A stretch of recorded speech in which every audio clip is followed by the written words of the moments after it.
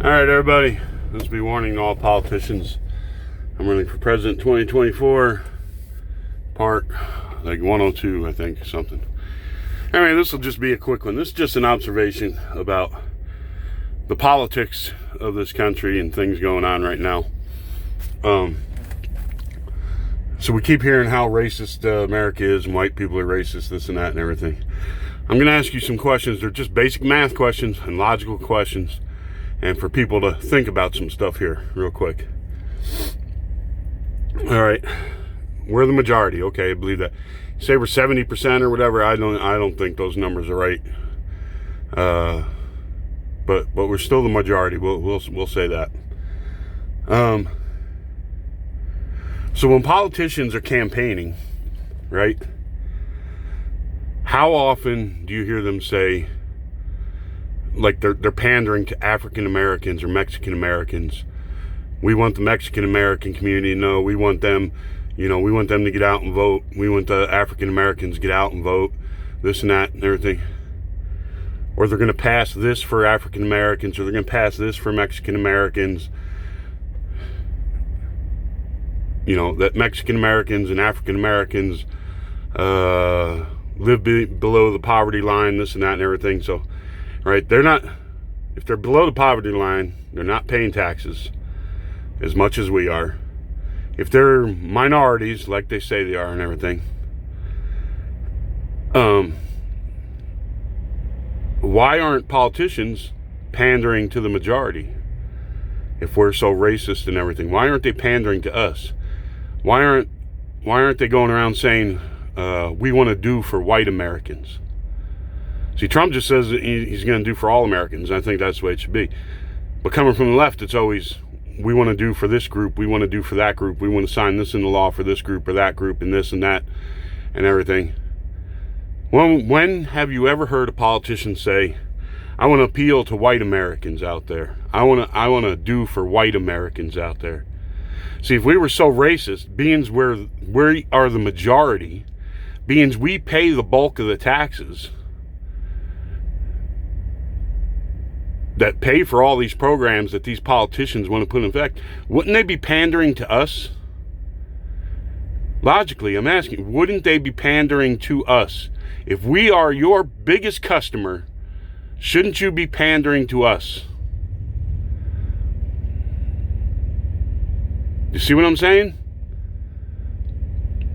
So I also want to point out something. Go back through all the news footage and stuff from now on back to we'll say to Gerald Ford or Carter. This just occurred to me here a little while ago. How many times do you see some news report where the reporter's going, and the president today signed legislation to affect giving African Americans this or that, or pass, signing a bill today protecting African Americans this or that, all the way back, all these years. And it's like, wait a minute. I know there was things when Kennedy and Johnson and stuff and the civil rights, and there was things that had to change. You had to have voting rights, you had to have this, had to have that and everything. But aren't we to the point now, 60 years later, where it's pretty much basically everybody just get up, put your pants on in the same way everybody else does, go to work, take care of your family, live a life? Do we actually constantly need every politician talking about special legislation or special funding for something having to do with some group somewhere, somehow, so they get elected? And where's all the money going? Honest to God, go back and look how many film clips there are of the president sitting at a desk, no matter if they're Republican or Democrat, with minorities or somebody standing around them, and he's signing the thing and the cameras are going off and all this and everything. Where's all the money going? And it's every single president. Every single one has got to sign something or give money away to some group or something like that to get into office, and then once they're in office and everything, do it. Except for white people. You will never see them say, the president today signed legislation guaranteeing white people. Never ever will you. Never ever. It's a constant train of pandering to quote-unquote minorities in this country to get their votes. You promise legislation this, you promise funding for this, and it's like, how many more things need to be funded? How many new legislations, we got to sign justice reform. There's too many people in jail for just drugs. And if it's just possession or whatever, I'd agree with you. But a lot of people plead down a lot of other things to their drug charge, the way the criminal justice system works. So, but honest to God, if we're so racist, we're the largest part of the population, and apparently they think none of us have lived below the poverty line, because all we ever hear about is how quote-unquote minorities live below the poverty line. According to their demographics, no white people live below the poverty line. So apparently we got all the money, we got the power to control the election by our votes if we stuck together like quote-unquote minorities did and voted in blocks. If the politicians had to pander to us as a block of people instead of as individuals, do you see what I'm saying? They pander to minorities as, like Joe Biden said, if you don't vote for him, you ain't black. They pander and they push this racist shit because they expect all African Americans to vote the same. They expect all Mexican Americans to vote the same. Do you see how they think? Do you see how it works? Joe Biden says, if you don't vote for him, you ain't black. What if they had to pander to white people as one large block of people they needed to vote for them, like they do to the minorities? See what I'm saying? You would think that logically that would make sense. If you go mathematically, statistically, logically, scientifically, however you want to put it, wouldn't that make sense? If we all stuck together as a group, as one solid block of people, wouldn't you hear them politicians on TV saying, I want white Americans to know, I want white Americans, to understand, I want to do for white Americans. You don't ever hear it out of their mouths, do you? So if we were so racist and we control most of the money in the country,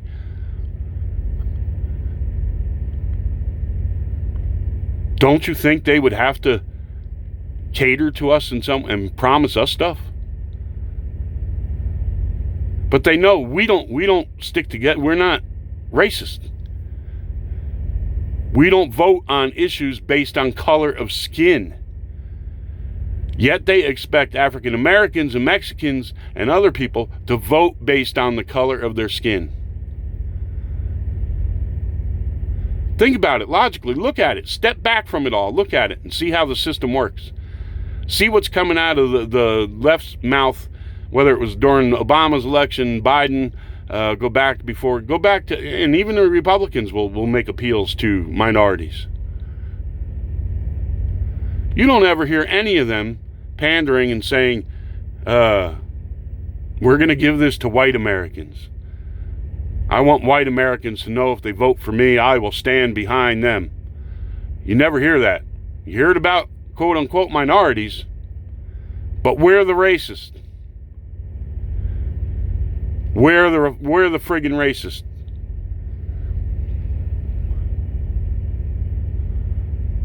Just some food for thought there. Somebody, I'm sure somebody out there, YouTube land somewhere, has the ability to go through a whole bunch of news clips and stuff like that of presidents signing stuff at the White House, politicians pandering to one group or another and stuff. Go through all that. It's like, how much more stuff is there that you can promise people? And how much more legislation needs to be passed before you go, you know what? There ain't no more civil rights. You got your civil rights. There ain't no more shit to sign. Get over it. Get on with your life. It's 2020. But they always seem to find something. Hey, you got to sign this to prove to African Americans you're for their civil rights, and you got to give them more rights. This is for this demographic or that demographic and shit. And it's like, wait a minute. How much more can there be? Go back. I'm serious. There's a constant train. Go look. It just occurred to me. How many times have you seen that scene around the president sitting at the desk signing some legislation or something to give funding or to put some special law into effect to protect or to give minorities special rights and this and that? How much more can there freaking be? And if we're so racist and you know, we're the majority in the country and we control most of the wealth in the country. Aren't we your biggest customer? Wouldn't the politicians be going, I want to appeal to white people. I want to promise white people this. Do you know how people would come unglued, freaking unglued, if a politician said that? But it's okay. It's okay to you if they say, I want to appeal to black people. I want to appeal to Mexican people. I want to, you know, promise this to this group and to that group. You never hear them say, I'm going to promise this to white people. But we're the racist. We're the freaking racist. I just wanted to point that out there. So if you're a logical person, if you're an honest person, instead of going, oh, this motherfucker's racist, blah, blah, blah, well, listen what he's talking about. If you're an honest person and a logical person, and you think about the things I just said, you'll agree with me. No matter what color you are, you will freaking agree with me. Over and over again, every election year, and it doesn't matter if it's for Congress or president, over and over again, the constant stream of promises and funding and this for this and that and everything having to do with minorities.